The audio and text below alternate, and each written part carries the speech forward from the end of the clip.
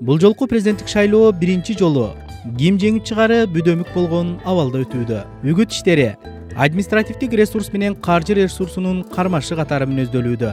Себеби негизги делген эки талапкердин бири бизнес элитасынын өкүлү.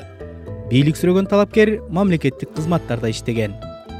Борбордук шайлоо комиссиясы президенттик жарышка 11 талапкерди каттады. Темир Сариев Ак Шумкар партиясынан, Өмүрбек Бабанов Жогорку кеңештеги Республика-Ата журт фракциясынын лидери, Сооронбай Жээнбековду бийликтеги Социал-демократтар партиясы колдойт. Үчөө тең ар башка учурларда өкмөттү башкарган.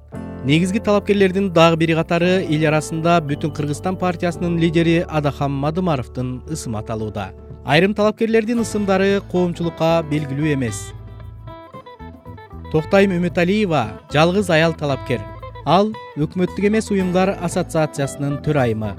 Борбордук шайлоо комиссиясы президенттик шайлоого катыша турган шайлоочулардын саны 2,973,525 кишини түзөт. Бул сан мурункуга салыштырмалуу 58,937 кишиге көп. Президент Алмазбек Атамбаев биринчи жолу бийликти өз ыктыяры менен өткөрүп берүүдө. 2005 жана 2010 жылы Кыргызстандагы бийлик элдик толкундоолор аркылуу алмашкан. Мурунку президенттер өлкөдөн качып чыгышкан.